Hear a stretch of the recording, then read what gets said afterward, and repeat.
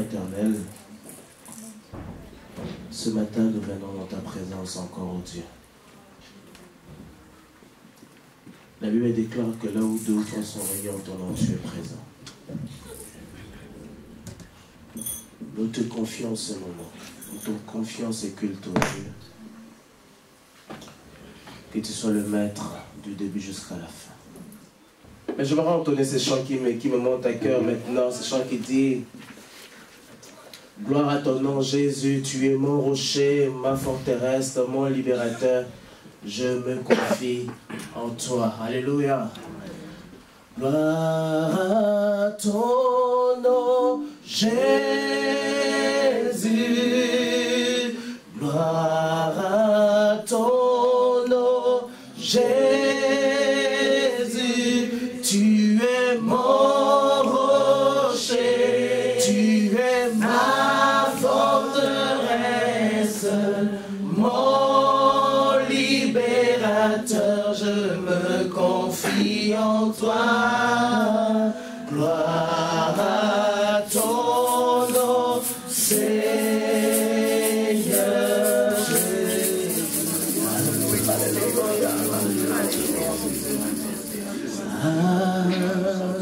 Abrite-moi, tous ensemble, sous tes ailes. Ouvre-moi, alléluia, par ta main puissante. Abrite-moi, ce matin, abrite-moi dans ta sainte présence. Sous tes ailes, sous tes ailes, couvre-moi, couvre-moi.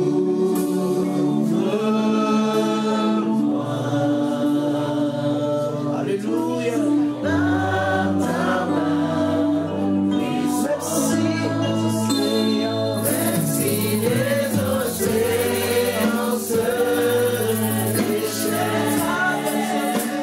Je les traverserai avec toi.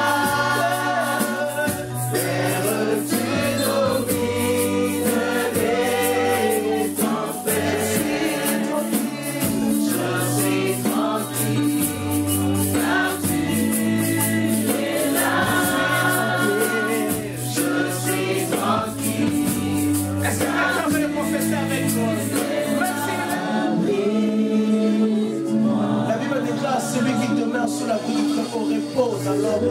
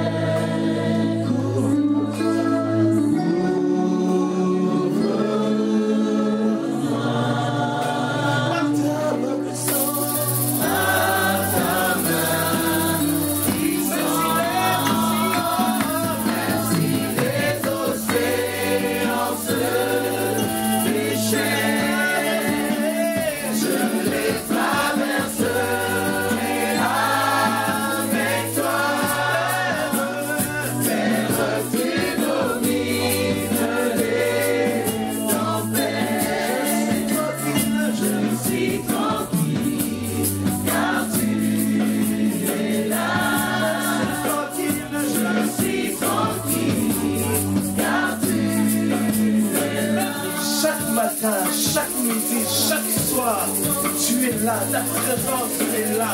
Chaque moment de la vie, chaque minute de la vie est là. Ta présence est là, Seigneur.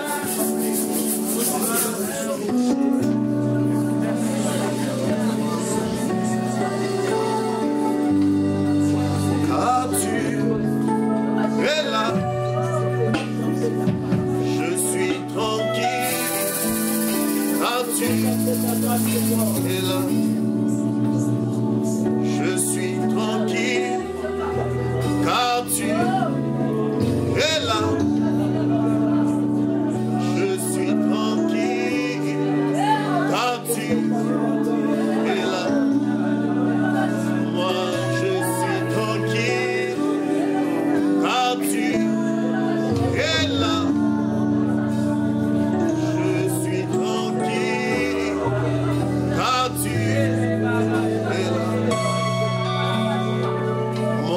serai en paix, car tu es là.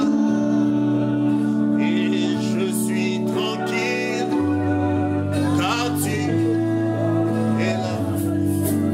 Car tu es là. Seigneur, tes savoirs dans ma barque me rassurent. Tes savoirs dans ma barque me rassurent.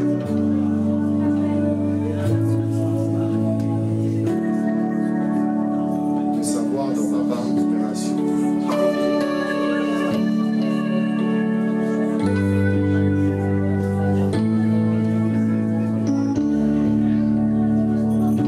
Ce matin, comme avec Pierre, je voudrais que tu m'amènes dans les eaux profondes.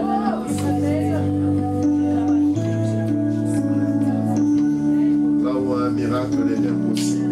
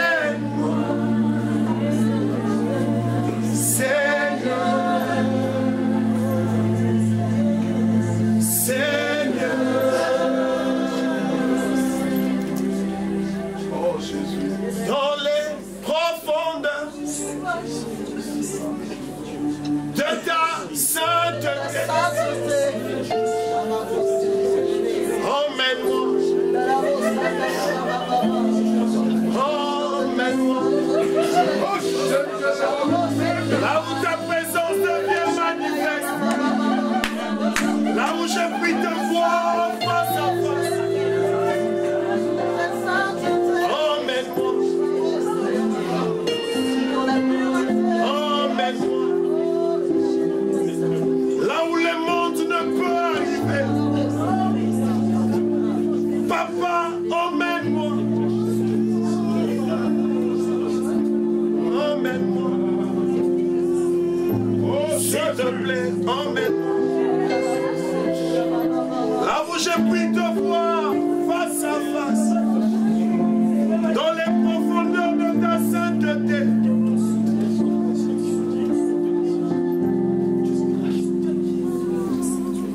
Emmène-moi.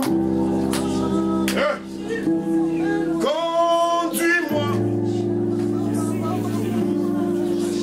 Ce matin. Dans les profondeurs de ta sainteté. Emmène-moi. Là où coule ton onction. Là où ton esprit me saisit. Emmène-moi, Seigneur. Dans les profondeurs de ta sainteté. Ce matin, emmène-moi. Jésus, emmène-moi. S'il te plaît, emmène-moi.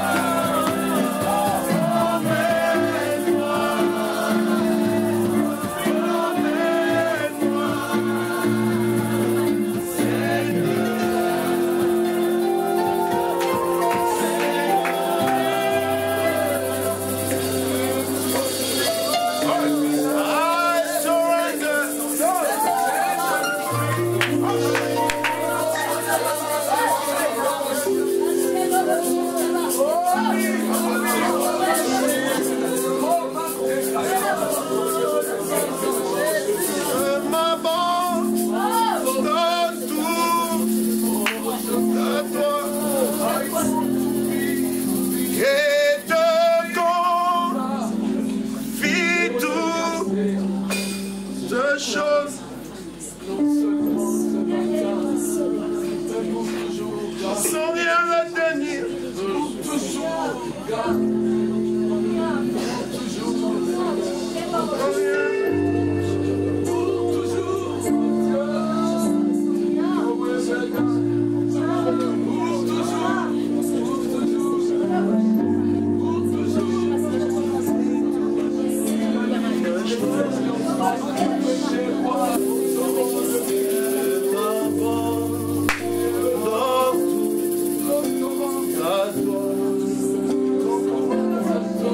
Et te confie toute chose. Je m'abandonne à toi et te confie toute chose. Je m'abandonne. Je m'abandonne à toi et te confie toutes choses. Je m'abandonne.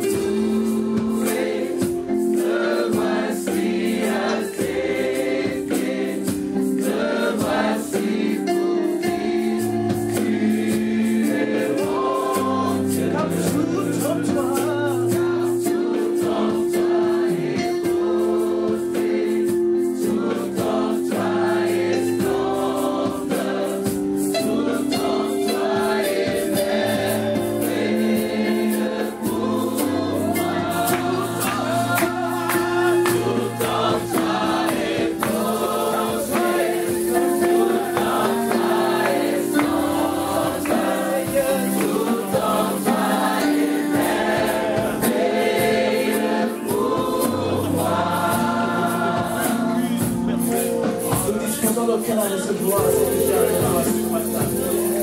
Disposons nos cœurs à recevoir ta parole. Merci la parole que tu as déclarée.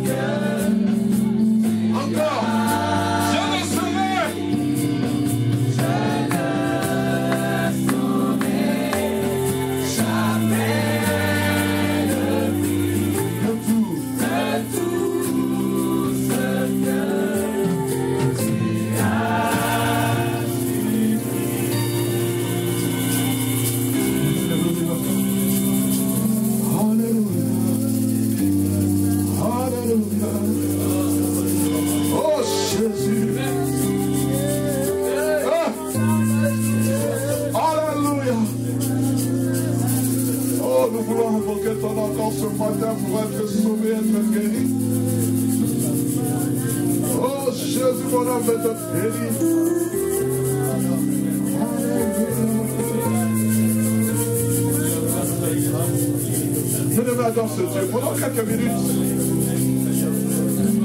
il a retiré de la force du péché. Il a délivré ton âme de la vie. Il t'a fait asseoir parmi les grands. Oh, j'ai vu. Je confesse que tu es Dieu. Le Dieu qui restaure mon âme. Ah ouais. Je te donne tout de moi.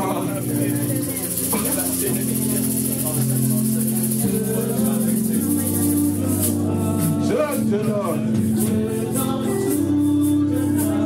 Je te donne. Je te donne. Je te donne. Je te donne.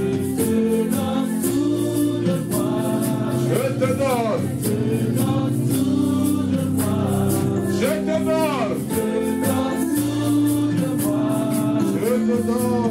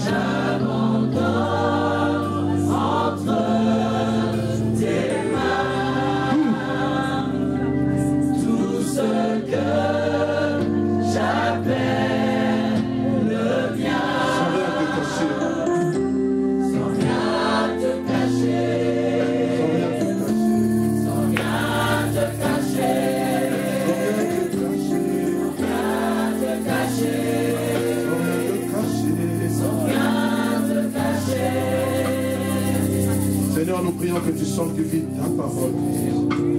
Ta parole est la vérité. Seigneur, que ta parole nous conduise dans la vérité. Qu'elle éclaire nos vies. Qu'elle nous donne, Seigneur Dieu de gloire, la capacité de triompher de toutes choses. Au nom de Jésus. Amen. Nous allons rasseoir dans le nom puissant de Jésus. Amen. Des bons moments d'adoration, n'est-ce pas? Avec la chorale, mais aussi notre frère Cèdre Katambaye. Que le Seigneur puisse le bénir abondamment. Amen. Peux-tu saluer ton voisin, ta voisine, à souhaiter la bienvenue à ce premier service. Amen. Le service des violents et des violentes qui dévancent toutes choses pour venir dans sa présence. Que le nom du Seigneur soit béni. Shalom, shalom. Nous sommes dans la joie de vous voir, particulièrement je suis dans la joie de vous voir. Nous avons eu nous avons été bénis avec plusieurs orateurs qui sont passés ici, notamment le pasteur Roland Dallot, maman Viviane Dallot, le frère Didier Kumbu, et particulièrement ce vendredi, pour ceux qui n'étaient pas là, j'ai été fortement béni par la parole avec le serviteur de Dieu, Adam Choli. Vous savez, bien aimé, ne vous contentez pas seulement de venir le dimanche, mais venez aussi la semaine. Et il y a eu un message très puissant, très puissant. Et vraiment, nous avons vu les effets de la parole. Amen. Nous avons vu les effets de la parole avec ce thème sur les abominations. Les portes à fermer. Et je vous recommande, bien aimé, d'assister aussi le vendredi. Donc le vendredi, on a beaucoup de temps dans la prière. On passe du temps et le Seigneur est en train de délivrer, il est en train de guérir, il est en train de sauver, il est en train de racheter. Et le mercredi aussi, nous avons débuté une étude biblique, cela fait 2 semaines, sur le ministère des anges. Je vous invite à y participer, bien aimés. Il y a des choses, des réalités qui sont dites et qui sont importantes. Amen. Aujourd'hui, j'aimerais commencer avec vous un thème que nous allons aborder durant 3 dimanches, Dieu voulant. C'est un thème que j'ai commencé à cogiter dans mon cœur il y a des semaines durant. Et lorsque le frère Bobo est passé, cela n'a fait que confirmer le message que Dieu voulait que je donne à son peuple. Le thème que nous allons aborder avec vous durant ces quelques semaines, c'est la porte qui te mène à la vraie grandeur. La porte qui te mène à la vraie grandeur. Et de ce fait, nous lirons 2 passages. Le premier dans Marc chapitre 9, le verset 33 à 37. Et le second dans Luc chapitre 22, verset 24 à 30. La Bible dit ceci, Marc chapitre 9, verset 33 à 37. La Bible dit ceci, ils arrivèrent à Capernaum. Lorsqu'il fut dans la maison, Jésus leur demanda, de quoi discutiez-vous en chemin? Et ils gardèrent le silence, car en chemin, ils avaient discuté entre eux pour savoir qui était le plus grand. Alors il s'assit et appela les 12 et leur dit, si quelqu'un veut être le premier, il sera le dernier de tous et le serviteur de tous. Et il prit un petit enfant, le plaça au milieu d'eux. L'ayant pris dans ses bras, il leur dit, quiconque reçoit en mon nom un de ces petits enfants, me reçoit moi-même. Et quiconque me reçoit, reçoit non pas moi, mais celui qui m'a envoyé. Amen. Le second passage, nous le trouvons dans Luc chapitre 22, le verset 24 à 30. Il s'éleva aussi parmi les apôtres une contestation. Lequel d'entre eux devait être estimé le plus grand? Wow. Parmi les apôtres, ceux qui étaient à côté de Jésus, ceux qui marchaient avec Jésus, ceux qui avaient vu Jésus faire des miracles, ceux qui avaient entendu Jésus-Christ crier, pleurer, dormir, ceux qui avaient vu Jésus-Christ multiplier le pain, mais il s'éleva entre eux une grande contestation. Dans d'autres versions, il dit une vive discussion, une vive dispute pour savoir qui était le plus grand parmi eux. Ils étaient au nombre de 12 et tous les 12 étaient en train de dire, moi je suis le plus grand, moi je suis le plus grand. Et Jésus leur dit, les rois des nations les maîtrisent et ceux qui les dominent sont appelés bienfaiteurs. Qu'il n'en soit pas de même pour vous. Mais que le plus grand parmi vous soit comme le plus petit, et celui qui gouverne comme celui qui sert. Car quel est le plus grand, celui qui est à table ou celui qui sert? N'est-ce pas celui qui est à table? Et moi cependant, je suis au milieu de vous comme celui qui sert. Vous êtes de ceux qui avaient persévéré avec moi dans mes épreuves. C'est pourquoi je dispose du royaume en votre faveur, comme mon Père a disposé en ma faveur, afin que vous mangiez et buviez à ma table dans mon royaume, et que vous soyez assis sur le trône pour juger les 12 tribus d'Israël. Amen. Oh, j'aime beaucoup Jésus. Jésus savait répondre à toutes sortes de questions avec sagesse. Amen. Bien aimé, les deux passages que nous venons de lire font mention de deux fêtes. Mais en fait, ces fêtes qui n'en font qu'un seul. Les apôtres se posent la question qui est celle de savoir qui est le plus grand. En d'autres termes, ils cherchent à savoir lequel d'entre eux devait être considéré comme le plus grand. Dans le premier passage de Marc chapitre 9, nous voyons les disciples discuter entre eux. Mais lorsque vous montez plus haut, je suppose, vous allez voir que Pierre, Jésus-Christ va prendre 3 des apôtres et il va assister à la transfiguration de Jésus. Amen. À la montagne de transfiguration. Il va se passer un événement important. Et lorsque Christ va descendre, il va trouver un lunatique que les apôtres qui étaient restés là n'ont pas su guérir. Et je pense que ça commençait là, où Pierre était en train de dire, moi et Jean, nous avons vu des choses que vous n'avez jamais vues. Pourquoi Jésus-Christ nous a seulement pris? Pas vous. Nous sommes plus grands que vous. Non, c'est faux. Nous sommes plus grands. Moi, il m'avait appelé avant toi. Moi, ainsi de suite. Jésus-Christ écoutait la discussion, mais il n'avait pas branché. Ils étaient en train de discuter, de parler. Je suis plus grand que toi. Je suis plus grand que toi. Non, tu n'as pas vu. Ce jour-là, c'était moi qui le mets.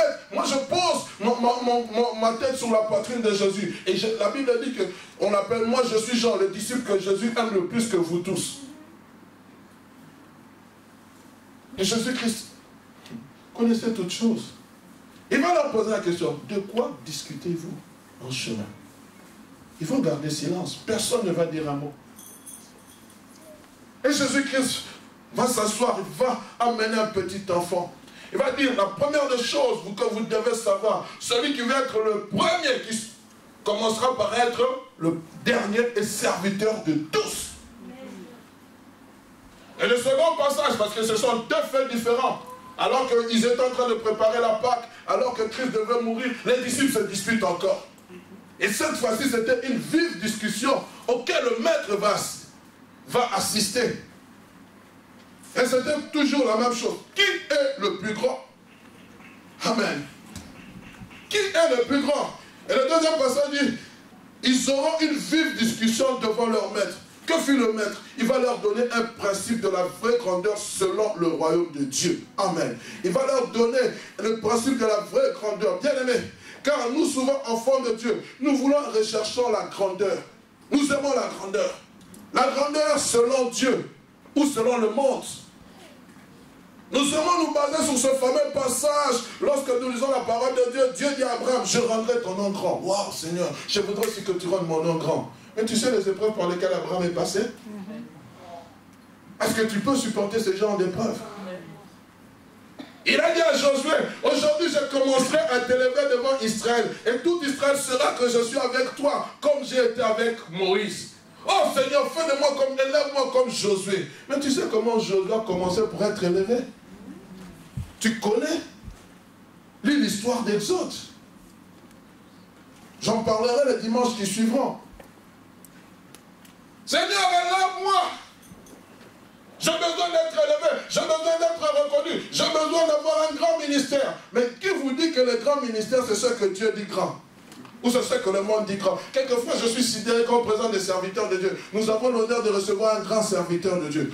Qui est-ce qu'il est grand? Matthieu chapitre 30, verset 11. Dieu parlant de Jean-Baptiste, il dit de celui qui est né d'une femme, il ne paraît aucun grand comme Jean-Baptiste. Mais cependant, il est celui qui est plus petit dans le royaume des cieux est plus grand que lui. Oh! Mais Seigneur, tu es en train de voir le témoignage de Jean-Baptiste, il est grand. Mais il dit dans le royaume des cieux, Jean-Baptiste n'est pas grand, il est plus petit que celui qui est le plus petit. Frères, sœurs, j'aimerais aujourd'hui vous parler de la grandeur, non selon le monde, mais de la grandeur selon Dieu. Parce que je pense que c'est ça qui est important. Aujourd'hui, l'Église a perdu la vision de la grandeur selon Dieu. Amen. J'aimerais vous dire, bien aimé, nous voulons et recherchons la grandeur, non selon Dieu, mais plutôt selon le monde, en nous appuyant sur certains passages des Écritures que nous utilisons à tort et à travers. Amen. Nous utilisons à tort et à grandeur, et à travers, excusez-moi. C'est bien beau, mais la question que je voudrais vous poser, pourquoi Dieu a-t-il dit à tout ce peuple? Il a dit à David, je t'ai pris derrière le troupeau et je t'ai placé devant le peuple d'Israël. Il a dit cela. Pourquoi l'a-t-il fait, frères et sœurs? J'aimerais vous dire, chaque fois que Dieu élève une personne, ce n'est pas pour la gloire de cette personne, mais c'est pour la gloire de son nom. Afin qu'on sache que dans la vie de cette personne, il y a un Dieu qui existe. Amen. Quand il a élevé Salomon, ce n'était pas pour la gloire de Salomon, mais c'était pour sa gloire. Afin, nous ne sommes que des miroirs qui font que refléter la gloire de Dieu. Mais lorsque tu veux t'attribuer cette gloire, frère, faisons attention. Dieu est contre ces choses. La Bible dit, Dieu fait quoi? Il résiste aux orgueilleux, mais il fait grâce aux humbles. Amen. On est ensemble, bien aimés. Qu'est-ce donc la grandeur? J'ai pris une définition qui va dans le même sens que ma pensée dans le dictionnaire. Le dictionnaire dit ceci: la grandeur, c'est une élévation morale, intellectuelle. C'est une qualité exceptionnelle qui suscite le respect et l'admiration. C'est ce que me propose le dictionnaire. Mais de nos jours, je pense que le mot grandeur va au-delà de ce terme. Parce qu'il y a des gens qui sont devenus grands pour des bêtises. Mais ils font le buzz. Sur Internet, on les suit. Des choses inutiles, mais ils gagnent des millions. Parce qu'ils font seulement des, excusez-moi le terme, des bêtises. Mais ils gagnent des millions. Et ils sont suivis. Il y a des gens qui définissent la grandeur par le fait d'avoir réussi dans la vie.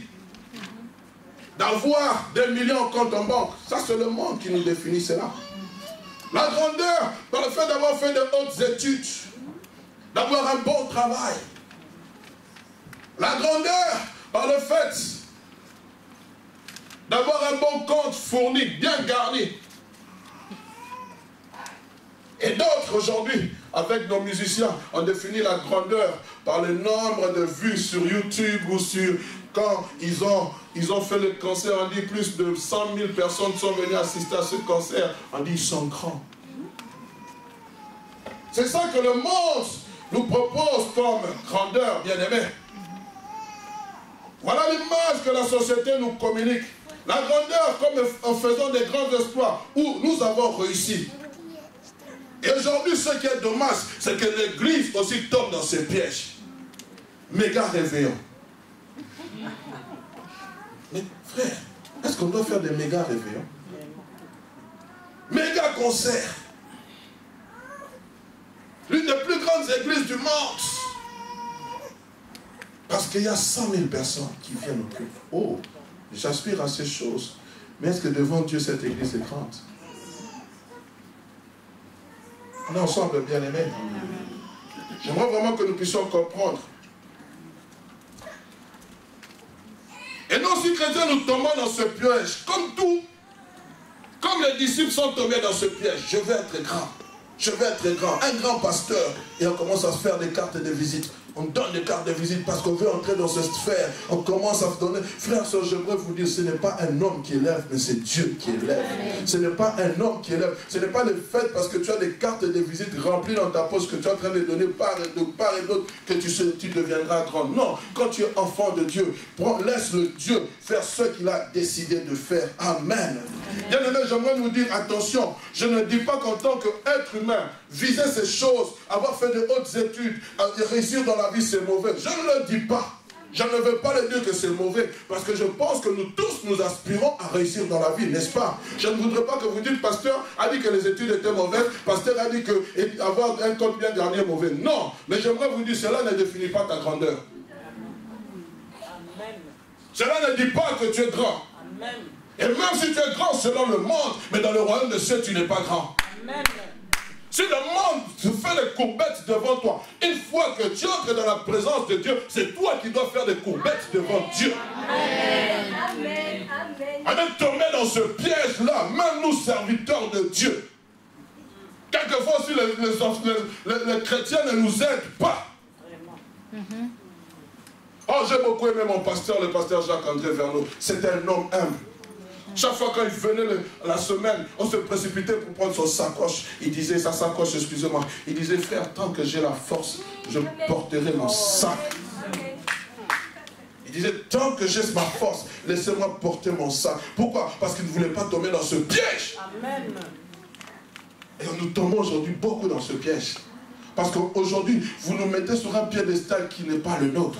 Ce piédestal, nous vous devons le laisser à Jésus, qui règne, qui règne. Nous ne sommes que des serviteurs, des servantes qui venons faire son travail, à qui Dieu a donné le ministère de réconciliation, à qui Dieu demandera des comptes. Mais lorsque l'Église voit les serviteurs de Dieu, il y a des chaises même qu'on appelle des trônes pour les serviteurs de Dieu. Frère, s'il vous plaît, dans cette Église, ne le faites jamais. N'amenez jamais ces choses. Oh pasteur, on a fait une chaise pour toi spéciale. Je n'ai pas besoin de chaise spéciale. Nous n'avons qu'une seule personne spéciale dans cette église, c'est Jésus. Il n'a pas, le pasteur n'est pas spécial. Parce que je suis né poussière, je retournerai à la poussière. Et tous ceux qui travaillent à mes côtés sont de poussière, retourneront à la poussière. Et Dieu peut susciter une autre personne pour diriger l'église de la mort. Si nous tombons dans ce piège de l'orgueil, la gloire de Dieu va disparaître. Et je ne veux pas que la gloire de Dieu disparaisse de l'église lorsque nous tombons dans le piège. On est ensemble, bien aimés. Amen. Pourquoi je suis en train de parler, bien aimé, de la vraie grandeur? Parce que Jésus-Christ, notre modèle par excellence, lui-même, n'est pas tombé dans ce piège. Qu'est-il dit de lui? Lorsque vous lisez Philippiens chapitre 2, verset 5, on dit « Ayez en vous les mêmes sentiments qui étaient en Jésus-Christ. » Ayez en vous les mêmes sentiments qui étaient en Jésus-Christ. Je comprends, frère, que même lorsque je ne fais pas partie de ces critères, entre guillemets, que le monde appelle grand, moi, je suis chrétien qui marche avec Dieu. Je n'ai pas besoin de cette grandeur. Amen. Lui-même dira à ses disciples, lorsque nous avons lu Luc chapitre 22, il dira ceci: les rois des nations païennes agissent en seigneur et en maître. Ils font sentir leur autorité à leur peuple. Et avec cela, ils se font appeler leurs bienfaiteurs. Il ne faut pas que vous suiviez leur exemple. Il dit les rois de ce monde qui se font appeler grands. Mais ce sont des gens qui sont en train de martyriser les gens. Qui sont en train, mais malgré cela, on les acclame. Combien de fois n'avons-nous pas acclamé des dignitaires de certains pays alors que vous savez que c'est un sanguinaire? Mais quand il passe, tu l'acclames, tu l'acclames, tu l'acclames, tu l'acclames, tu l'acclames. Parce qu'il est grand, parce qu'il a l'argent. Moi je viens d'un pays, lorsqu'on scande ton nom, tu fais sortir l'argent, tu donnes. Tu fais sortir l'argent, tu donnes. Je viens d'un pays où pour qu'on te considère grand, il faut que tu corrompes les musiciens pour qu'ils puissent dédicacer ton nom sur la musique. Frère, soeur, ce n'est pas ça la grandeur. Parce que ces gens qu'on a dédicacés aujourd'hui, je ne les vois plus. On se frotte avec, ah c'était lui, oui c'est lui. Tu regardes comme ça, il n'a rien. On a fermé le robinet par lequel il était en train de s'approvisionner. Ce n'est pas ça la grandeur, frère, sœur. Ce n'est pas le fait que tu côtoies le fils d'un ministre ou le fils d'un ambassadeur que tu es grand. Non! Je pensais qu'on allait dire Amen. Amen. Et ce n'est pas aussi le fait que tu côtoies le pasteur Hugues que tu es grand. Amen. Mais c'est le fait que tu côtoies Jésus. Amen. Que tu es grand. Mais tu n'es pas grand selon le monde, mais tu es grand selon le royaume des cieux. C'est ça la véritable grandeur. Alléluia. Bien aimé, je suis en train de te parler de cette véritable grandeur. La Bible dit, Jésus-Christ est en train d'inculquer à ses disciples, à ses apôtres, un autre sentiment. Il est en train de leur inculquer un autre principe. Il dit, si quelqu'un veut être le premier, il sera le dernier, et de tous, il sera le serviteur de tous. La première chose que j'aimerais te dire, le premier élément qui peut te conduire vers la porte de la grandeur, c'est d'être serviteur. C'est de servir, bien-aimé. C'est ça qui t'ouvre la porte de la grandeur. Aujourd'hui, nous voulons plus être servi que de servir. Tu ne peux pas aspirer à la vraie grandeur si tu ne sais pas servir. Je parlerai les jours qui viendront. Je parlerai les dimanches qui viendront sur supportez-vous les uns les autres. J'en parlerai, frère. Je parlerai même où cache-toi. Parce qu'il y a des gens, pour devenir grand, tu dois d'abord commencer par te cacher avant de te présenter. Les grands pieds dans lesquels nous, enfants de Dieu, nous sommes tombés, c'est que nous voulons nous présenter sans nous cacher. Mais quand tu te caches, Dieu te forme. Quand tu te caches, Dieu te brise. Quand tu te caches, Dieu te donne les paroles qu'il faut pour te présenter. Parce que si Élie ne s'était pas caché, il ne serait jamais devenu grand. Quand Akab l'a vu, ce n'est pas Élie qui a fait sa publicité. Il a dit, est-ce toi qui trouves Israël? Comment Akab a connu Élie? Parce que Élie s'est allé, il a parlé, il allait se cacher. Mais nous voulons toujours nous présenter, mais tu ne deviendras jamais un grand. Amen. Parce que celui qui se cache, écoute ce que Dieu le dit. Amen. Il y a un temps où il faut te cacher, il y a un temps où il faut te présenter. Et les problèmes dans lesquels nous sommes tombés, nous voulons toujours nous présenter. Oh pasteur, tu prêches, tu as prêché il y a longtemps. Laisse-moi me cacher. Parce que lorsque je me cache, Dieu me donne des grandes révélations. Ce n'est pas toujours la peine de venir parler quand tu n'as rien à dire. Amen. Alléluia. On est ensemble. Josué bien-aimé, pour devenir grand, qu'est-ce qu'il a fait? Il était serviteur de Moïse. Aujourd'hui, beaucoup de chrétiens refusent de devenir serviteurs de quelqu'un. Je parlerai de ces choses, frère. Je parlerai de Moïse, un homme fort patient. Alors que Myriam et son frère Aaron sont venus le critiquer parce qu'il avait épousé une Éthiopienne. Il a dit, oh non, si Dieu parle à travers nous, est-ce qu'il ne parle que par Moïse? Et la Bible dit dans Nombre chapitre 12, Dieu écouta leurs mauvais propos et il va les convoquer. Il va leur dire, même lorsque je parle aux gens, je parle en songe, mais il n'en est pas de mon serviteur Moïse. Personne, je n'ai jamais parlé à quelqu'un face à face comme je parle à Moïse. Et qu'est-ce qui va se passer? Dieu va frapper Myriam de la lèvre. Frère, faites très attention. Depuis un certain temps, je m'abstiens de critiquer les serviteurs de Dieu. Parce que je ne suis pas là pour les juger. Je suis là, bien aimé, pour prier pour eux. Je m'abstiens de le faire. Oui, c'est qu'il faut, mais je m'abstiens. David, durant sa vie, n'a pas porté la main sur Saoul. Mais aujourd'hui, combien il y a des David qui portent la main sur Saoul? Même s'il n'a plus l'onction, ce n'est pas à toi de le faire. Merci, mon frère. Laisse Dieu s'occuper de lui. Toi, cache-toi. David avait l'onction de Dieu. Il avait été reconnu roi par Samuel. Mais la Bible dit quoi? Samuel va le prendre, il va le jouer de la harpe. C'est ça la vraie grandeur, frère. Vous cherchez à être grand?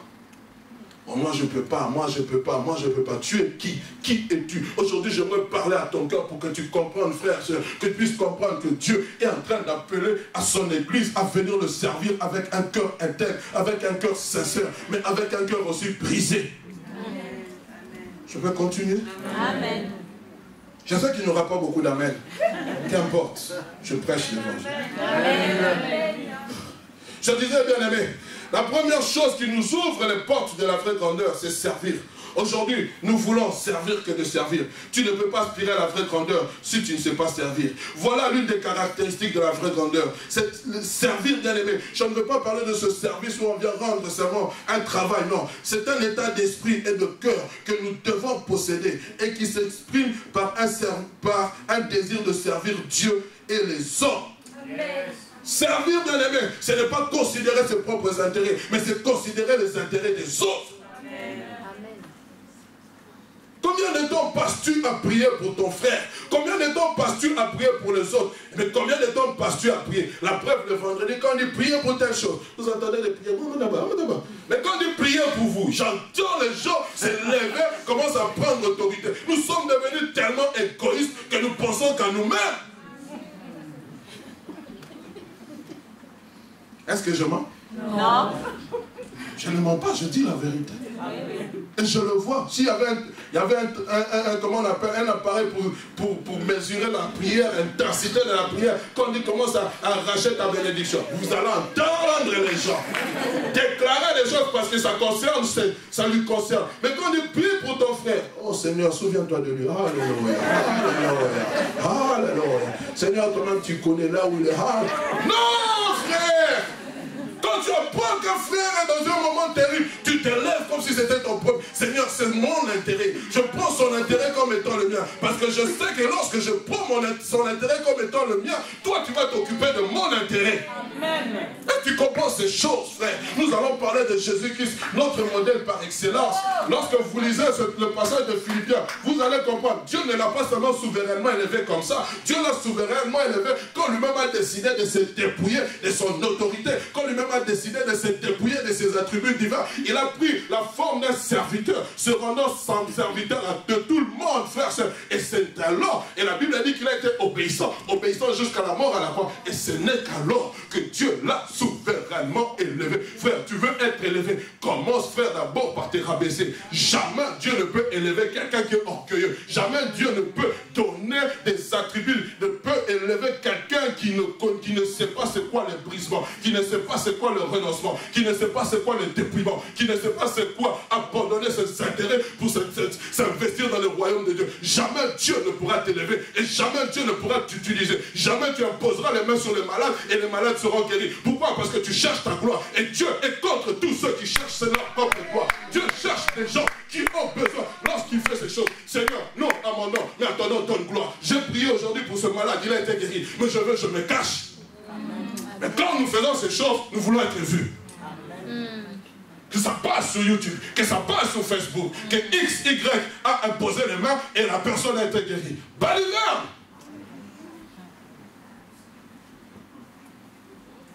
Alléluia. Pasteur, pourquoi tu es fâché? Je ne suis pas fâché, je suis animé d'une sainte colère. Par rapport aux choses qui se passent aujourd'hui. Alléluia, bien-aimé.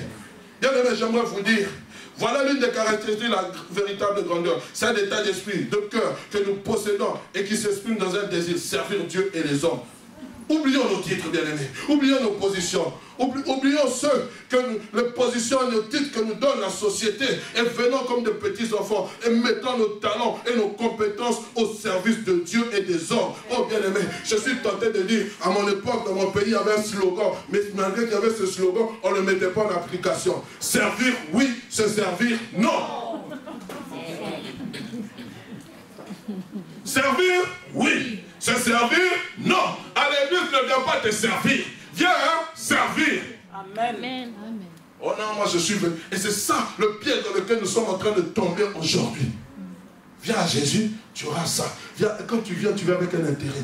On sert Dieu avec désintéressement. On sert Dieu en s'attendant seulement à voir les royaumes des cieux. Frère Didier, quand tu prêches, c'est pour le royaume des cieux. Papa Thierry, quand tu prêches, c'est pour la gloire de Dieu. Quand tu te tiens debout, c'est pour la gloire de Dieu. Ce n'est pas pour que tu sois connu. Même si mon nom n'est pas connu, au moins Jésus sera connu. Même s'il y a des 100 vues et que les autres ont 3000 vues, au moins c'est Jésus qui doit être glorifié. Frère, s'il vous plaît, nous sommes en train de nous parler, je suis en train de vous parler de la véritable grandeur, pas la grandeur selon les hommes, ou lorsque tu passes au taclin, ou lorsque tu es là, oh pasteur, tu n'étais pas là, l'église était froide, mais je ne suis pas le Saint-Esprit, je ne suis pas Dieu. Amen. Arrêtez ces choses. Tout flatteur vit au dépend de celui qui l'écoute. Ce n'est pas un passage biblique, mais je le dis. C'est peut-être dans le passage de Hugues Arnaud Chissoum. Alléluia. Je peux continuer. Alléluia. Venons comme des petits enfants. Je suis tenté de le dire comme je l'ai dit. Nous voulons l'approbation de Dieu. Nous voulons l'élévation venant du Père. Mais commençons par servir. Qui servir? C'est la première question. Qui doit servir? La première chose, je dois d'abord servir Dieu. Je dois servir Dieu. Christ a servi Dieu en accomplissant la volonté du Père.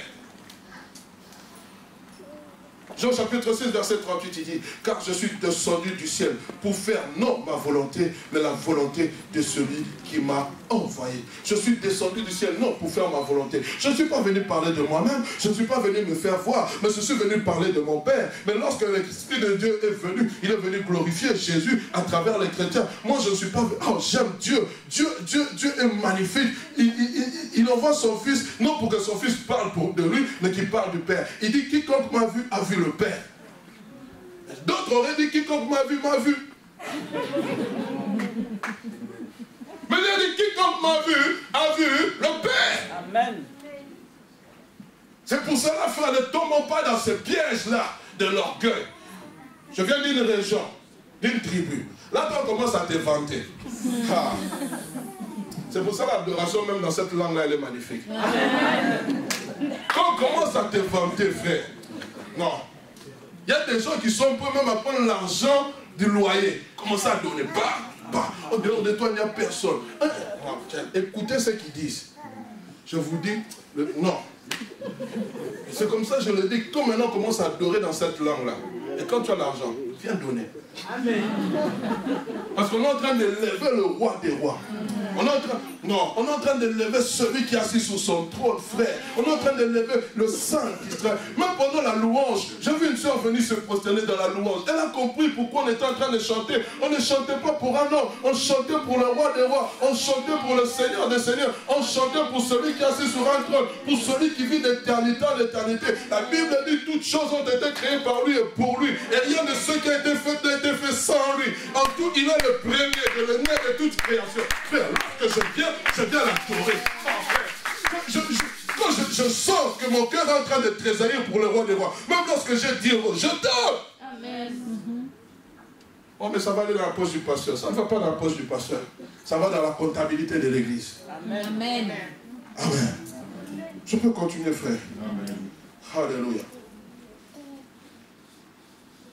Servir les hommes. Nous le voyons dans Jean chapitre 13, verset 1 à 17. Avec Jésus-Christ, qui arrive à un moment donné de sa vie, alors qu'il sait qu'il est prêt à partir. La Bible dit, il est arrivé au comble de son amour. Qu'est-ce qu'il va faire? Il va ôter ses habits. Il va se ceindre avec une serviette. Le grand roi, il va commencer à laver les pieds des disciples. Pierre était courageux. Il dit, Seigneur, même toi, tu me laves les pieds. Il a dit, ce que je fais là maintenant, tu le comprendras bientôt. Mais écoutez le verset 13 jusqu'au verset 17. Vous m'appelez maître et Seigneur, et vous le dites, vous dites bien, car je le suis. Si donc je vous ai lavé les pieds, moi le Seigneur et le maître, vous devez aussi vous laver les pieds les uns les autres. Bien aimé, quand on parle de lavage des pieds, ce n'est pas le fait que vous enlevez vos chaussures. Comment ça, ce n'est pas ça. Christ dit, ce n'est pas ça. Il n'a fait donner un exemple. Mais aujourd'hui, l'église, on dit, bon, dimanche prochain, on aura le lavage des pieds. Le pasteur s'agenouille, il lave les pieds. Ce n'est pas ça qui importe, frère. Ce n'est pas ça. Lorsque Christ est en train de parler de ces choses, il est en train de parler de caractère que vous devez revêtir. L'humilité, frère, sœur. J'en parlerai prochainement. La Bible dit, si on t'exige de faire 1 kilomètre, faisons 2. J'en parlerai, frère.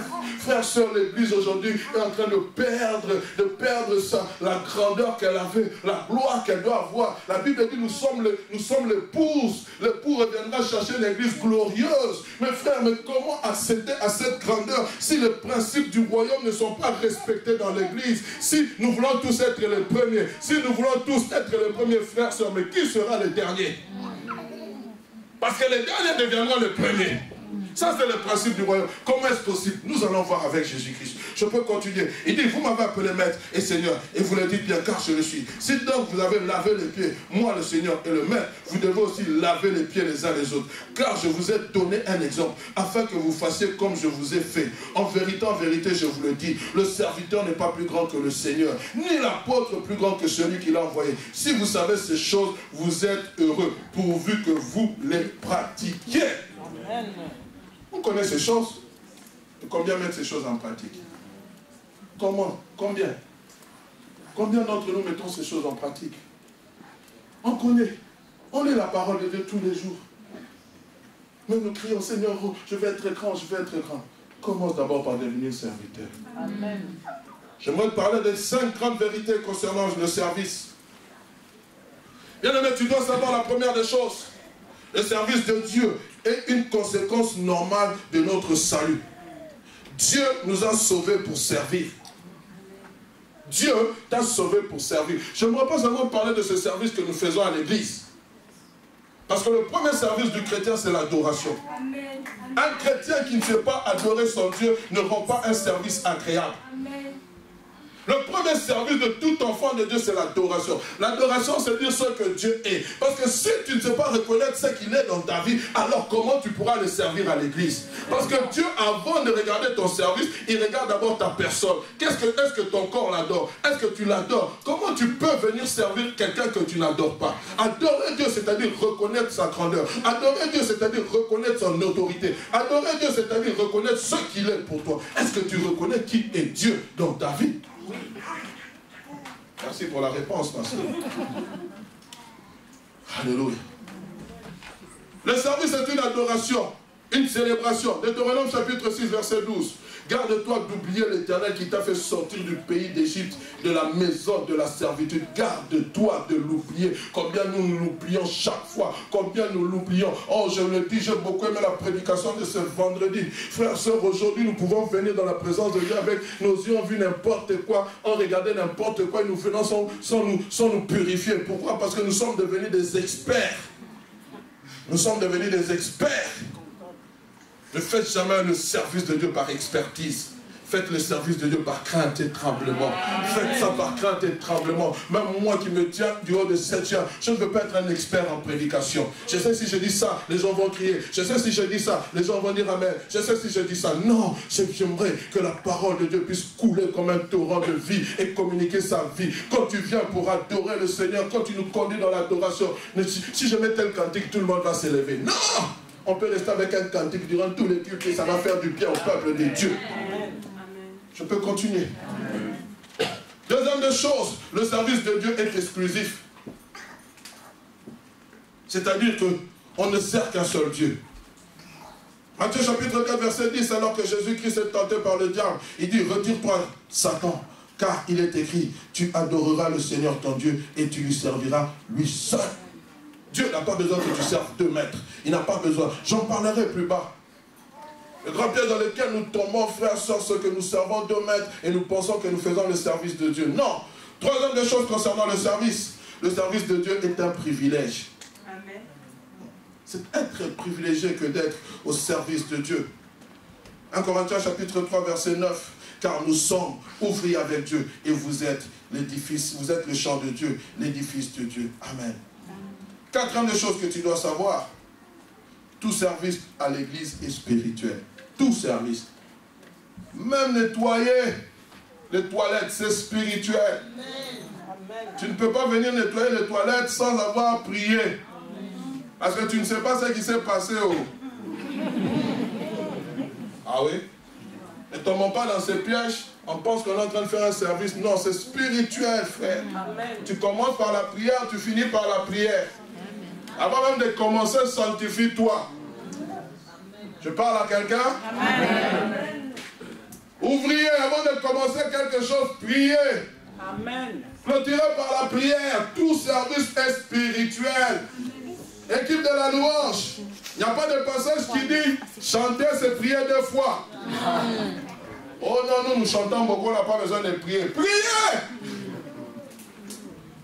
Avant de monter du haut de cette chair, prie. Amen. Tu vas devenir paralysé, tu ne comprends pas.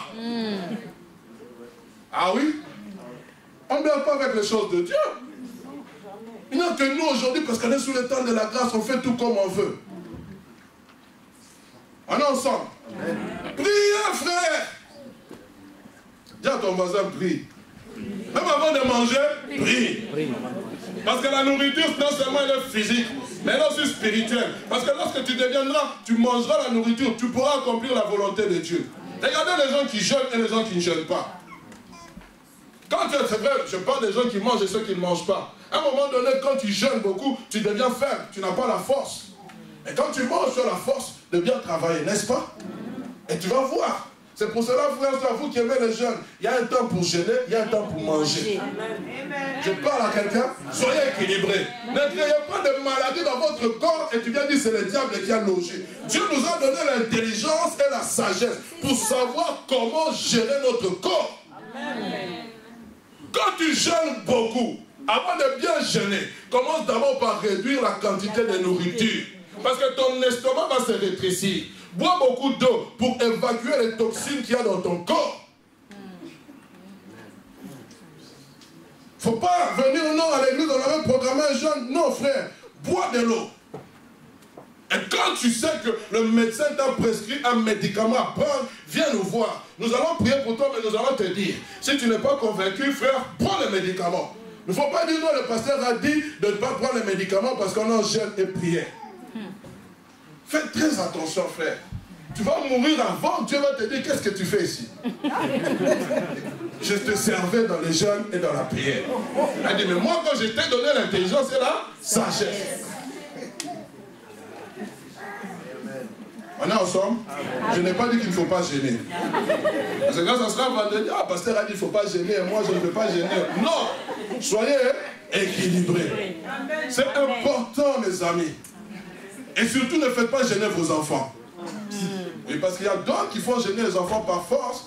Non, ici nous ne prenons pas ces choses. Il faut que l'enfant puisse comprendre c'est quoi le jeûne. Il ne faut pas l'imposer des choses que nous n'avons pas imposées. On est ensemble? Il faut que je dise ces choses parce que sinon, nous risquons de ne pas voir la gloire de Dieu. La police va venir nous arrêter inutilement pendant qu'on va donner des conseils. Papa, il faut que ces choses restent. Gardez ça comme archive. Ça va servir comme preuve. Amen. Amen. Ah oui? Cinquième des choses. Le service de Dieu est fonction de notre don et de notre appel. Le don indique quel service est à exercer. L'appel, l'endroit où on doit l'exercer. Jean chapitre 3, verset 27. Jésus répondit, un homme ne peut recevoir que ce qui lui a été donné du ciel. Je répète, le service de Dieu est fonction de notre don et de notre appel. Il y a des dons et des talents qui chantent. Qui sont en train de chômer. Il y a des guitares ici qui chantent. Il y a des choses qui chantent pendant que toi, Dieu t'a donné ce don et ce talent. Mais tu attends seulement qu'on t'appelle. Je viens de certaines églises. Ah non, Seigneur, merci Seigneur. Parce qu'ici, il n'y a pas ces choses. Celui qui joue au synthé, il sait qu'il est tellement important qu'il sait que le culte commence à 8 h. Lui, il arrive à 8h10. Oui, il y a des églises qui sont comme ça. Il est incontournable. Et quand il arrive, oh, mais tu as traîné, oh, il est en train de bouder. Pendant que les gens sont en train de chanter, il est en train de do, ré, mi. Faites très attention. Moi, comme ça, je préfère encore mieux ne pas avoir quelqu'un qui joue au synthé. Parce qu'il n'a pas compris qu'il ne joue pas pour un homme. Il joue pour Dieu. Je parle à quelqu'un. Alléluia. Bien aimé, comme je l'ai dit tantôt, Christ donne à ses disciples l'un des principes du royaume. Si quelqu'un veut venir, veut être le premier, il sera le dernier et serviteur de tous. Comment est-ce possible d'être le dernier serviteur de tous? Oui, mais Christ nous l'a montré, bien aimé. Écoutez ce que dit Paul aux Colossiens. Donc Colossiens chapitre 1er, verset 17 à 18. Il est avant toute chose. Et toutes choses subsistent en lui. Il est la tête du corps de l'Église. Il est le commencement, le premier-né d'entre les morts, afin d'être en tout le premier. Vous retenez cette chose. Mais Christ donne un principe, il dit quoi? Celui qui veut être le premier, fait quoi?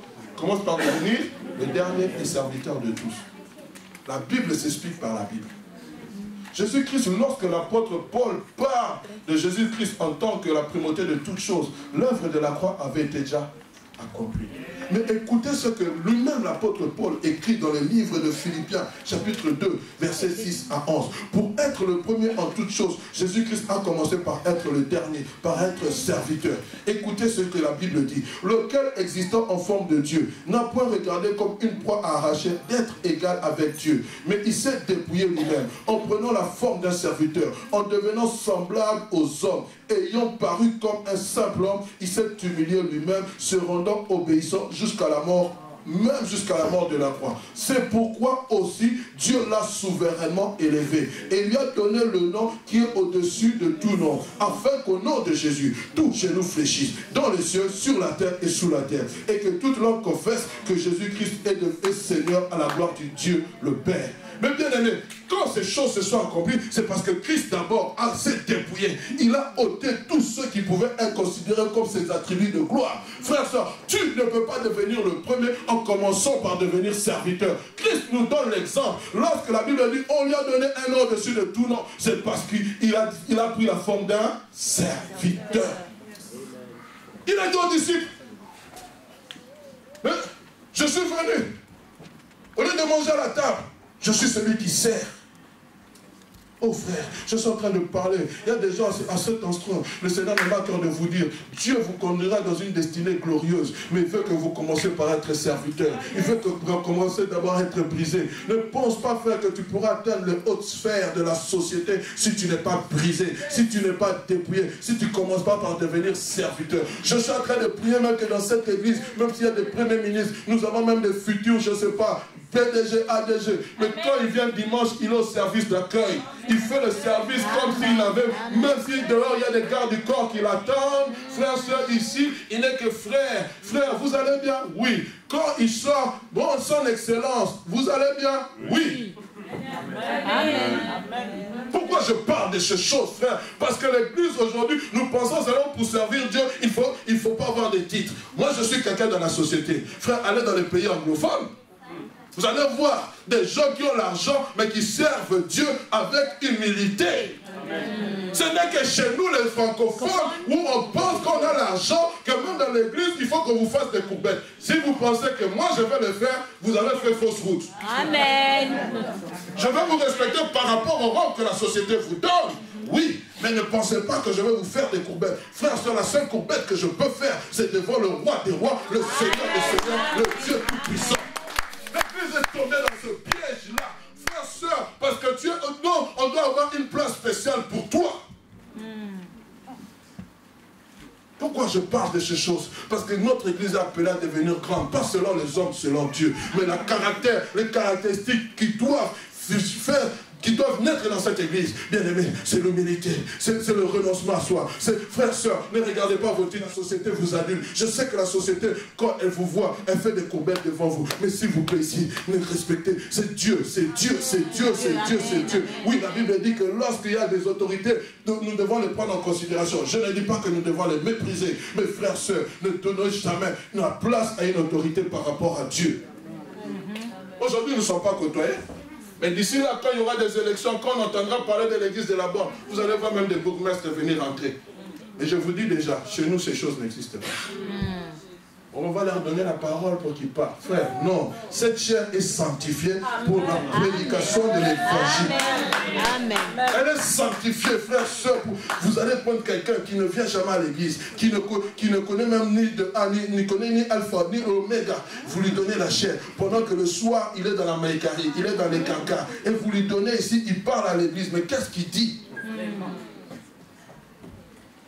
Non, nous allons le laisser parler. Il va parler, il va dire quoi? J'ai beaucoup aimé mon pasteur, le pasteur Jacques-André Vernou. Une fois, le président du pays a envoyé à l'époque le ministre de l'Intérieur ou le bourgmestre qui devait lire une allocution. Le pasteur a dit, il ne va pas le lire, frère, vous allez le lire à sa place. À l'extérieur, il avait des gardes du corps. Il a dit non, il ne va pas le lire, vous allez le lire à la place. Il a pris un pasteur. Je ne vous dis pas des choses que j'ai entendues, j'étais là ce jour-là. Le pasteur est venu, il a lu l'allocution qui devait être lue. Il n'a pas laissé n'importe qui se tenir devant les cieux. Frère, même si je ne suis pas là, ne le faites jamais. Amen. Ne le faites jamais, frère. Ce lieu-ci, c'est un lieu où nous devons sanctifier. Puis-je continuer, s'il vous plaît? Amen. Pasteur, tu es trop dur. Non. Si nous ne posons pas les bases maintenant, demain on va dire ici, il y avait l'Esprit de Dieu qui se mouvait. Et maintenant, c'est devenu un terrain vide. Alors nous allons commencer à créer des à côté. On va commencer à entendre tel serviteur de Dieu là. Prenons-le pour qu'ils viennent un peu réveiller l'église. Frère, les serviteurs de Dieu sont ici. C'est eux qui vont réveiller l'église. Amen. Alléluia. C'est comme si un général haut gradé de l'armée qui décide volontairement d'ôter ses galons et devenir un simple soldat pour une cause noble. Donc Jésus-Christ a décidé d'ôter ses attributs divins. Il a décidé de tout ôter pour une cause noble, bien-aimé. Et c'est là où Dieu nous veut faire, où nous ôtons tous nos attributs. Que tu sois juriste, que tu sois je ne sais pas qui, que tu sois commerçant, que tu sois, je ne sais pas, ôte tous tes attributs, frère, pour une noble cause. Et la noble cause, c'est quoi? Les royaumes des cieux. Alléluia.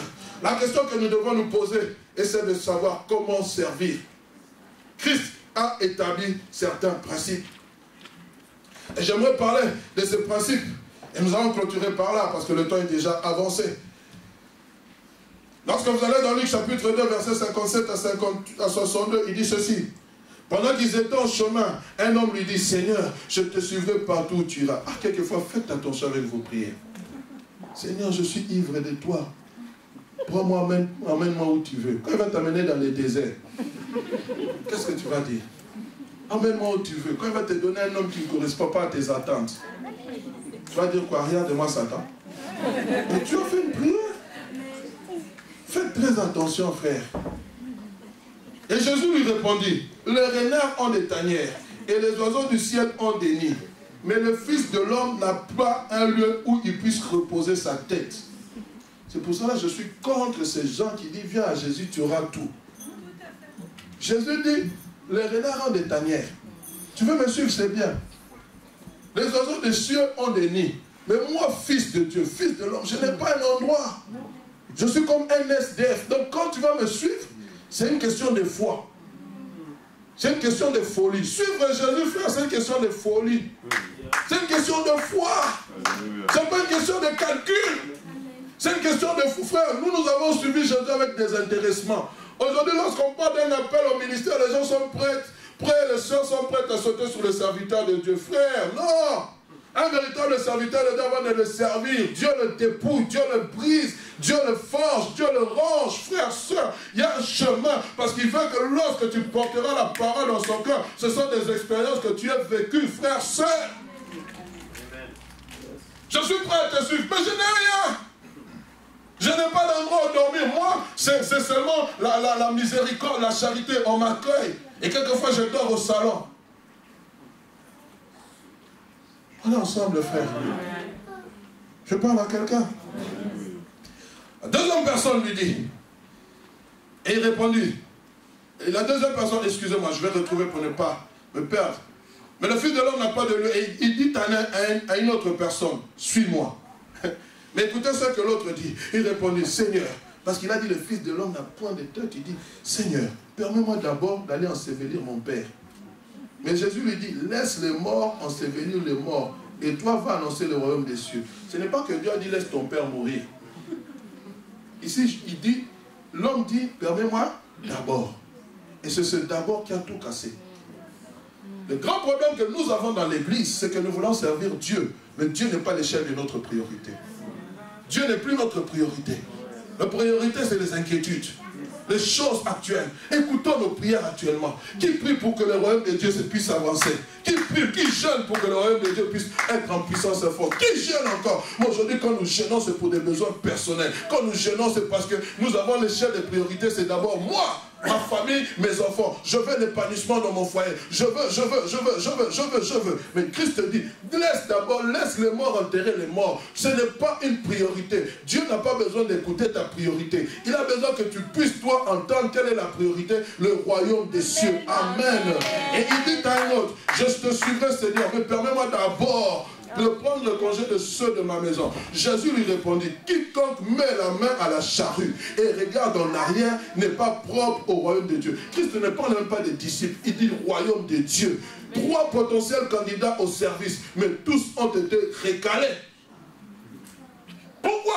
Parce qu'ils ne connaissaient pas l'échelle des priorités. Et c'est le piège dans lequel nous sommes en train de tomber aujourd'hui, nous, Église du Seigneur. Nous ne connaissons plus l'échelle, nous n'établissons plus l'échelle des priorités. Nous avons perdu l'échelle des priorités. Le service. Je ne sers pas Dieu pour mes propres intérêts, mais je sers Dieu pour les intérêts d'un autre. Je ne sers pas Dieu parce qu'on me demande de servir Dieu. Je sers Dieu avec désintéressement parce que je sais que dans ce service est attribuée une grande rémunération. Mais cette rémunération, c'est laquelle? Mais Christ en a parlé à ses disciples. Écoutez ce qu'il a dit. Nous revenons dans Luc chapitre 22. Rapidement, il a dit, car le plus grand, c'est celui qui attend ou celui qui sert. N'est-ce pas celui qui attend? Et moi, cependant, je suis au milieu de vous comme celui qui sert. Vous êtes ceux qui avez persévéré avec moi dans mes épreuves. C'est pourquoi je dispose du royaume de Dieu en votre faveur, comme mon Père a disposé en ma faveur, afin que vous mangez et buviez à ma table dans mon royaume. Pas dans le royaume du monde, dans mon royaume. Vous mangez et vous buviez à ma table. Frère, quand tu deviens serviteur dans le royaume de Dieu, Dieu t'élève. Mais Seigneur, j'ai besoin d'abord d'être élevé ici. C'est la souveraineté de Dieu. J'aime souvent le dire, et je le répète, nous tous, nous ne serons pas millionnaires. Il y a des gens parmi nous qui mourront sans avoir acheté une maison. Ce n'est pas que tu as péché, ce n'est pas que tu as raté l'objectif de Dieu. C'est parce que Dieu souverainement ne l'a pas voulu. Et si tu as la maison, sois béni. Si tu ne l'as pas, bénis Dieu. Il y a des gens qui mourront ici sans avoir atteint 100 000 € dans le compte. Ce n'est pas ça l'objectif final, frère, sœur. L'objectif, c'est de voir Jésus, de manger à sa table, environné de sa gloire. C'est ça qui est plus important. Il y a des gens qui mourront ici sans avoir vu les États-Unis. Ah oui? Ce n'est pas important. Tu as déjà vu les... Moi, je n'ai pas encore vu ça. Mais je prêche l'évangile. Et si Dieu permet que je voie, gloire à Dieu. S'il ne permet pas, gloire à Dieu. Parce que je sais que le paradis dépassera les États-Unis. Amen. Amen. Oh non, tout le monde doit rouler en Rolls. Qui vous a dit que vous devez rouler en Rolls? C'est moi. Et même si tu as la Rolls, tu as le moyen d'entretenir cette voiture. C'est ça. Si tu veux cela, gloire au Seigneur. Mais si tu n'as pas, gloire au Seigneur. On ne fait la course avec personne. La véritable grandeur devient petit, devient serviteur, sert. L'église de la bande recrute. Engagement, contrat durée indéterminée, sans salaire. Il n'y a pas de C4, il n'y a pas de licenciement. Si tu veux être licencié, c'est toi-même. Mais quand tu entreras dans le service de Dieu, Dieu actionnera la bénédiction. Je prie que tous ceux qui sont dans le service de Dieu dans cette église ne manquent jamais de quoi manger dans leur maison. Que Dieu soit le pourvoyeur de leurs besoins. Il paye toujours le loyer à temps. Je refuse. Ils se donnent à l'église et Dieu doit les récompenser au nom de Jésus. Et je prie que ceux qui servent Dieu dans cette église, qui aspirent à des grandes choses dans ce monde, que Dieu les ouvre les portes au nom de Jésus. Et lorsque Dieu ouvrira les portes, bien aimé, reconnaissez que c'est Dieu. Ce n'est pas ton intelligence. Car l'élévation ne vient ni de l'Orient, ni de l'Occident, encore moins du désert. C'est Dieu qui élève qui il veut, comme il veut.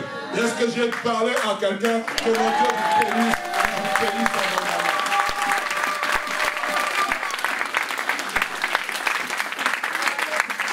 Nous allons nous tenir. Je demande que Papa Didier vienne conduire ce temps de prière, s'il vous plaît. Je sens dans mon cœur qu'on a passé même 5 minutes de prière.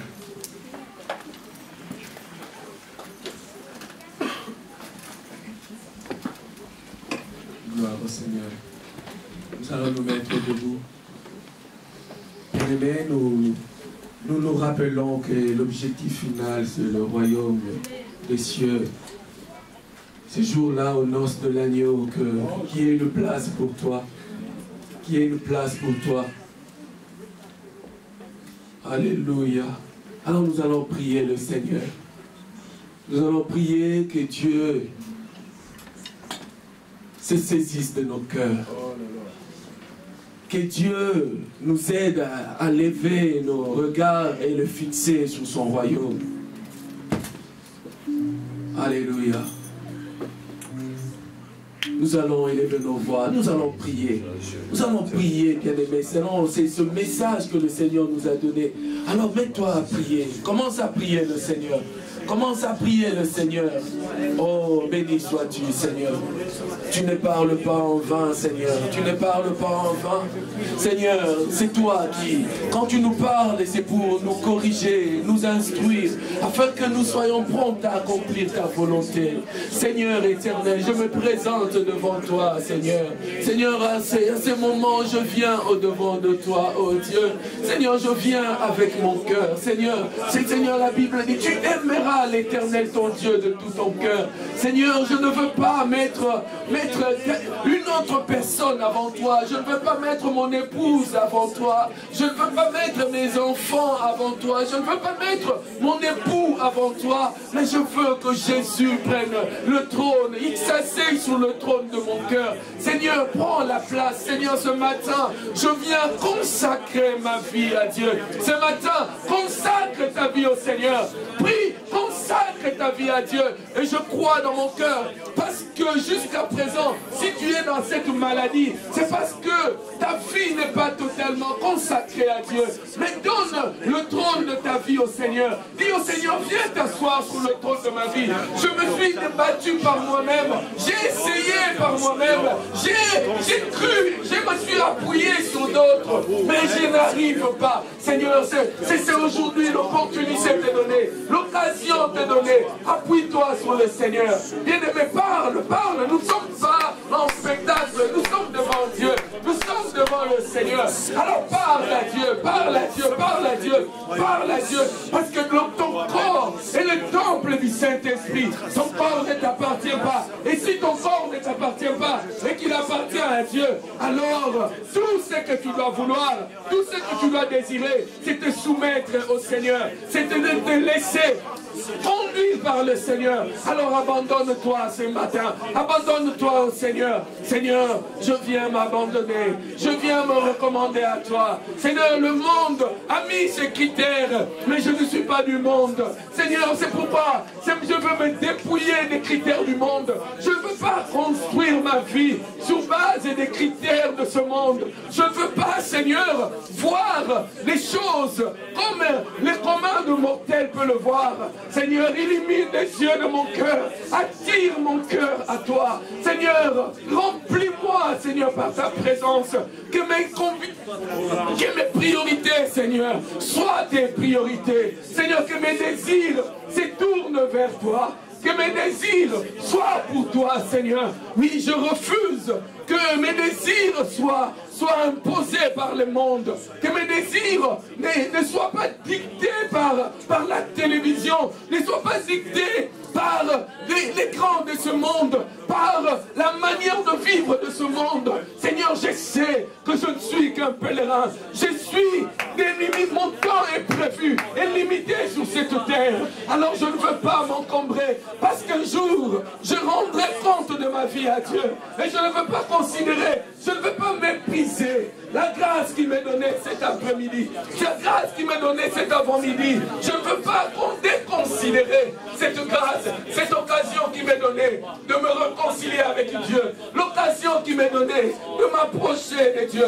C'est pourquoi je viens, Seigneur, je viens humblement, je viens m'humilier devant toi, je viens m'abandonner devant toi. Comme Seigneur, cette femme était venue pour laver, Seigneur mon Dieu, Seigneur tes pieds, oh Dieu, et s'était approchée de toi. Seigneur, je m'approche de toi, Seigneur, je m'approche de toi avec mon cœur, oh Dieu, afin d'implorer ta miséricorde, afin d'implorer ta grâce, oh Dieu, afin d'implorer ta miséricorde. Nous avons couru pour des choses qui ne servent à rien. Nous nous sommes battus pour des choses qui passent, oh Dieu. Nous nous sommes battus, Seigneur. Nous avons désiré des choses éphémères, Seigneur. Mais aujourd'hui, notre Dieu, nous voulons, oh Dieu, en tant qu'individu, en tant que famille, en tant qu'église, en tant que communauté, Seigneur, nous dire, Seigneur, ce matin, que c'est sur toi nous voulons compter. Seigneur, nous voulons avoir le regard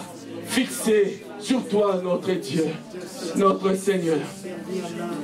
Alors ce matin, si tu es parmi nous et que tu n'as pas encore donné ta vie au Seigneur Jésus, parce qu'il faut que tu donnes ta vie au Seigneur, et c'est comme ça que nous avons tous commencé. Si ce message t'a interpellé, si ce matin tu te dis, voilà Seigneur, je veux te donner ma vie, et que tu es là, puis-je te demander de lever ta main? Lève ta main là où tu es. Ou bien si tu marches, tu as connu le Seigneur, mais tu t'es laissé séduire par le monde. Tu t'es laissé emporter par le monde. Tes choix ne sont plus dictés par Dieu, mais par le monde. Alors je vais te demander de lever aussi ta main. Nous allons prier ensemble. Nous allons prier ensemble. La Bible dit, il y a une fête dans le ciel. Quand un pécheur se repent. Quand quelqu'un quitte le monde des ténèbres et vient vers le Seigneur. Oh, béni soit le Seigneur. Notre Dieu, tu as vu cette main qui se levait. Père, je prie, Seigneur, ce matin. Parce que toi, tu as voulu que cette personne vienne ici à l'église. Et cette personne a été confrontée à ta parole. La Bible dit, tous ont péché, sont privés de la grâce de Dieu. Seigneur, merci parce que ta parole est venue donner vie ce matin. Et je prie pour cette personne, Père. Seigneur, notre Dieu, que tu l'as créé. Que tu pardonnes son iniquité, Seigneur. Que tu pardonnes ce péché adamique qui nous tient à l'écart de ta présence. Et que tu l'acceptes, oh Dieu, dans ta présence. Seigneur, que tu lui communiques la vie. Que ton esprit vienne habiter en lui. Et que, Seigneur, dans cette marche, oh Dieu, affaire avec toi, que tu sois avec elle. Seigneur, bénis cette personne, soutiens cette personne. Merci aussi de restaurer, Seigneur, ceux-là qui, oh Dieu, Seigneur, à un moment donné, ont détourné leur regard de Jésus. Ils se sont posés, ils ont posé leur regard sur d'autres critères, parce qu'ils étaient soit accablés, soit, Seigneur, oh Dieu, soit dans des épreuves. Seigneur, ils se sont laissés séduire. Nous prions que tu pardonnes, Seigneur. La Bible dit, tu ne mets pas dehors quiconque vient à toi. Et ce matin, nous venons à toi, le Dieu de la vie. Agrée-nous et donne-nous, Seigneur, affermis-nous, et que dans notre marche, nous puissions de nouveau marcher la tête haute. Seigneur, ayant les regards fixés sur toi, notre Seigneur, notre Dieu. Nous te rendons grâce et te bénissons ces matinées au nom de Jésus-Christ. Est-ce que tu peux acclamer le Seigneur avec moi?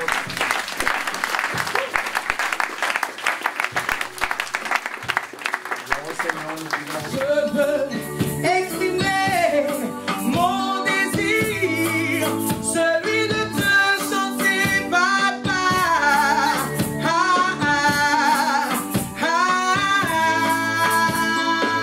Laisse-moi exprimer oh, mon désir, celui de t'adorer, mon roi.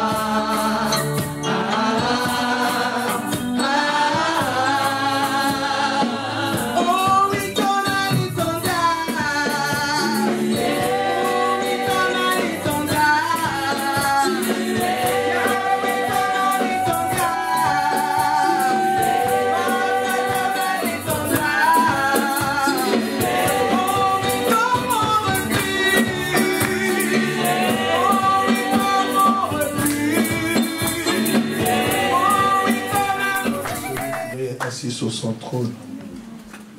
Seigneur, j'aimerais en cet instant te dire merci, aussi dire merci aux acteurs secrets, près, tout comme au loin, qui ont contribué, Seigneur, à la naissance de cette église. Nous étions comme dans un rêve. Nous nous sommes retrouvés avec certains bien-aimés. Nous avons parlé au pasteur Jacques-André Verneau. Je suis allé à Kin, rentré avec une lettre.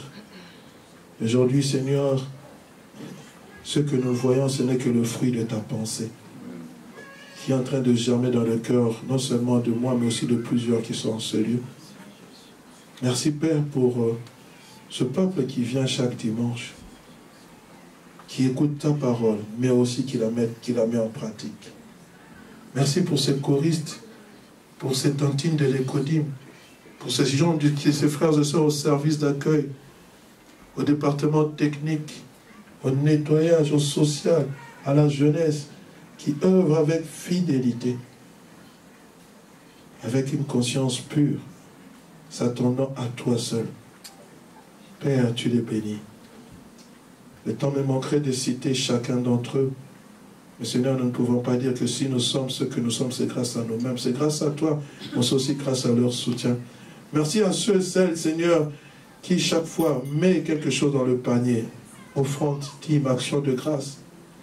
Merci aussi à ceux, Seigneur, qui désirent le mettre, mais qui n'ont pas. Souviens-toi d'eux, Seigneur, Dieu des armées. Merci à ces parents qui viennent déposer les enfants à l'écodim. Ayant une pleine confiance en nos sœurs monitrices. Et merci à tous ceux qui viennent au loin, qui quittent des contrées lointaines pour venir en ce lieu. Tu les bénis, Jésus. Nous quittons ce lieu en nous souvenant, Seigneur, que nous venons tous de quelque part. Et si nous sommes ce que nous sommes, c'est parce que ta grâce s'est manifestée dans nos vies. Apprends-nous à te servir avec un cœur humble. Même, Seigneur, le jour où nous parviendrons au sommet de la gloire, entre guillemets, selon le monde, que nous ne puissions pas tomber dans l'orgueil de l'oubli. Garde-nous toujours fidèles à toi. Au nom de Jésus. Allez dans la paix du Seigneur et soyez bénis. Au nom de Jésus. Amen. Que le Seigneur vous bénisse, qu'il vous bénisse abondamment.